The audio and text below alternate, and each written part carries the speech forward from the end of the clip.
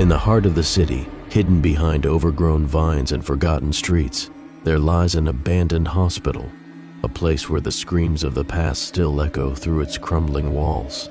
But what truly happened inside this place? Why was it shut down so suddenly? And what, if anything, still lurks in the shadows? Tonight, we venture into the twisted history of the abandoned hospital. And what we found inside may haunt you forever. It was once a thriving institution, a state-of-the-art hospital at the forefront of medical advancements. But all of that changed in the blink of an eye.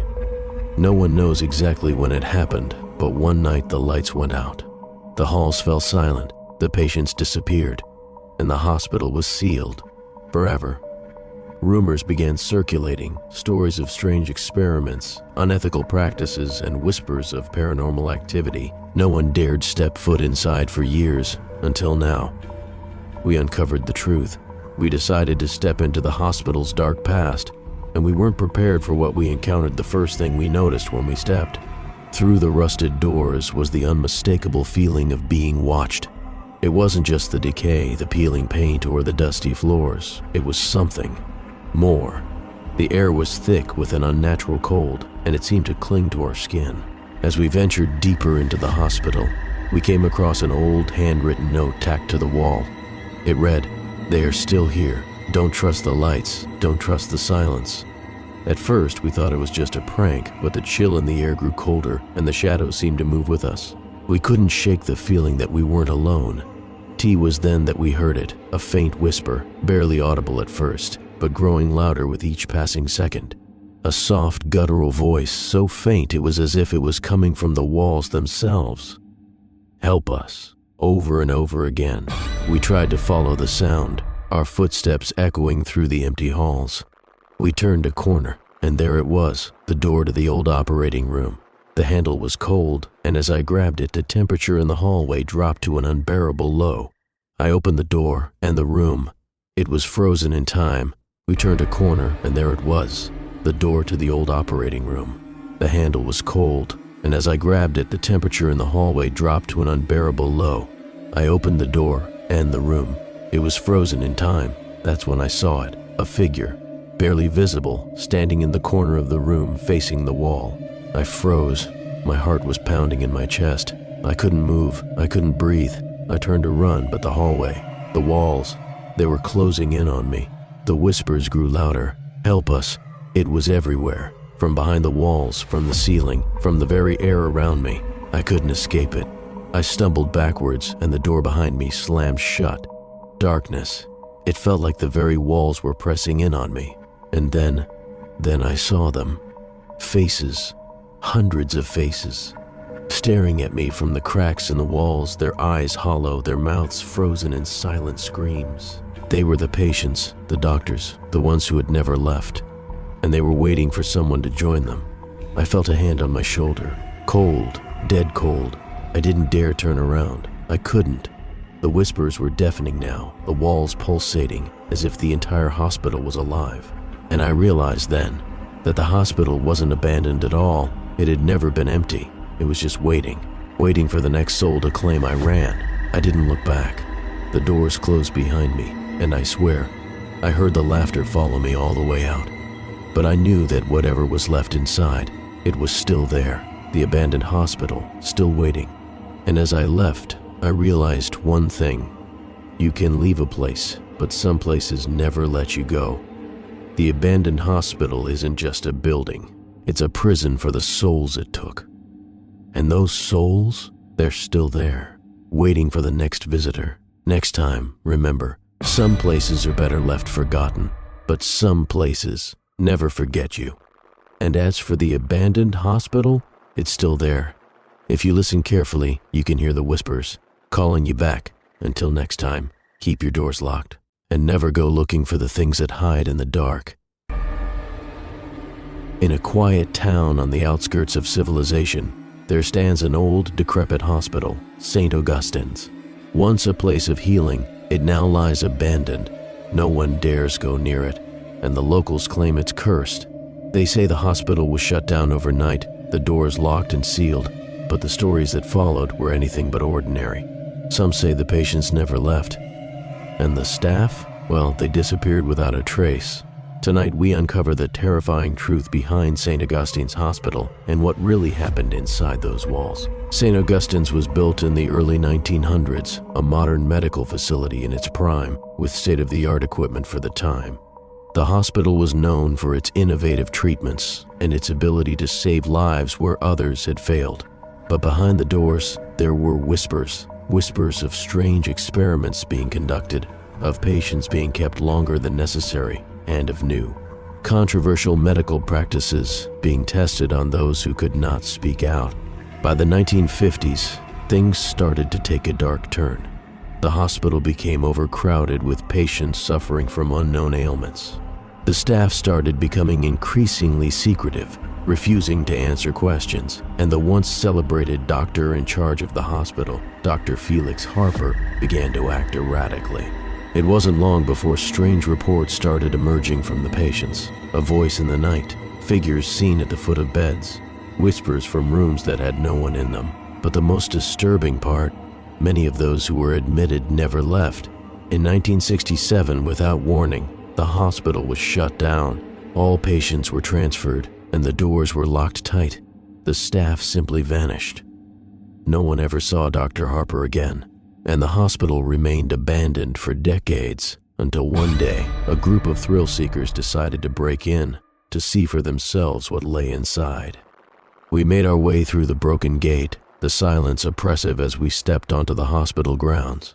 The air was thick with decay, and the once pristine hospital now stood like a ghost of its former self, its windows shattered, the walls cracked and peeling.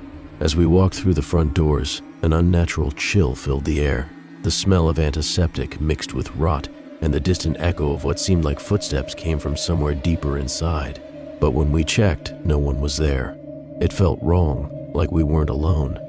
We ventured further, exploring the abandoned hallways, and that's when we found it, the morgue. The doors creaked as we pushed them open, revealing rows of cold metal tables. But what we found next made our blood run cold. The tables, they weren't empty. There were bodies on them. But these were no ordinary bodies. They were preserved, but not in the way the hospital would have done. These bodies, they were too fresh. They looked as if they had been placed there only hours ago.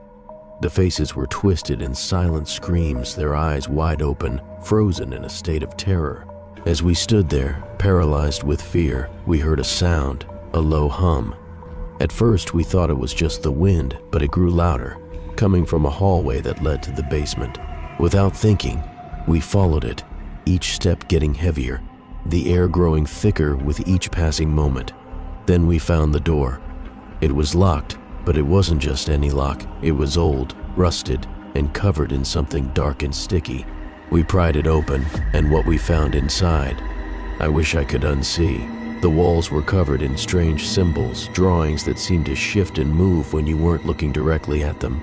And in the center of the room there was a machine, an old rusted contraption that looked like it hadn't been touched in years.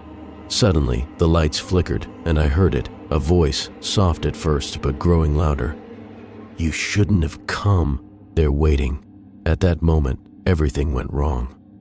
The air turned frigid, and the walls began to close in around us. Shadows moved on their own, slithering across the floor. I turned to run, but the door slammed shut behind me. My heart raced as I could hear the whispers, the voices of the patients from long ago, all calling for help, but none of them ever receiving it. Just before we escaped, I caught a glimpse of Dr. Harper's face. His eyes were wide open, but lifeless, his mouth twisted in a grotesque grin. His hand, slowly reaching out toward me as if trying to pull me into the shadows. We barely made it out of the hospital, but the feeling didn't leave us. The whispers follow you. They never let you go. It's as if once you step foot inside St. Augustine's, you become part of its story, forever trapped in its dark history. The hospital still stands, decaying, waiting for its next visitors. The stories of St. Augustine's continue to haunt anyone who dares speak its name. But if you're ever near the town and you hear a soft whisper in the wind, don't go toward it. Because inside those walls, the patients are still waiting, and they might just want you to join them. In a small, forgotten town, there lies a hospital that everyone knows about but no one dares to talk about. It's known by a single name, the Hollow Grove Hospital. The building stands abandoned, with broken windows and walls covered in mold. Locals speak of the dark history behind its closed doors, but none dare to speak of what truly happened. Some say it's cursed, others claim it's haunted, but tonight we uncover the terrifying truth about what happened to the patients, the staff, and the twisted experiments that took place behind its walls. The Hollow Grove Hospital was founded in the 1920s, built with the intention of providing care for the sick and the wounded. For decades, it was a reputable institution, famous for its advanced treatments and compassionate care. But everything changed in the late 1950s when Dr. Edwin Ford took over as head physician, and Dr. Ford was known for his radical ideas. Some claimed he was ahead of his time, while others whispered that he was obsessed with curing ailments in ways no one had ever dared to consider. As his practices became more controversial, patients began to vanish. Their families were told they had been transferred to other hospitals, but no one could ever find any trace of them. One evening, a group of nurses decided to investigate. They made their way to the lower levels of the hospital, where the new experimental treatments were said to be taking place. What they found would haunt them for the rest of their lives. They discovered an underground wing hidden from the public eye, and within it, a dark secret that had been buried for decades. When we arrived at the Hollow Grove Hospital, the air felt thick with decay. The building seemed to be alive with a sense of dread, like it was holding its breath, waiting for something. The wind howled outside, rattling the broken windows, and the eerie silence inside made it feel as though we were the last living people on Earth. We entered through the main entrance, our footsteps echoing through the abandoned halls. The smell of old disinfectant mixed with mildew filled the air, and the walls were covered in peeling paint. It was as though the hospital had been frozen in time, left to rot away in isolation. And as we explored the upper floors, everything seemed oddly normal except for the strange chill that hung in the air. It wasn't until we found the stairwell leading to the basement that the feeling of unease truly set in. The air grew colder, and the hum of the building's old electrical system began to flicker in a maddening rhythm. We reached the basement door, which was locked, but it wasn't a regular lock. It was old, rusted, and covered in strange markings, as if someone wanted to keep whatever was behind that door locked away for good. But curiosity got the best of us, and with one final turn of the key, the door creaked open. The basement was dark, the only light coming from the flickering bulbs overhead. The room was large, with long cold metal tables covered in old sheets. But that wasn't what made my stomach turn. It was the jars, rows of them, filled with strange, grotesque specimens. But these weren't just any medical specimens, these were human. In the corner of the room, I saw something that made my heart stop, an operating table with straps still attached. And lying on the table was a body that had been there far too long. Its face was twisted in terror, and its eyes were wide open, staring into nothingness. It was clear the patient had been experimented on, and what they did to him was unspeakable.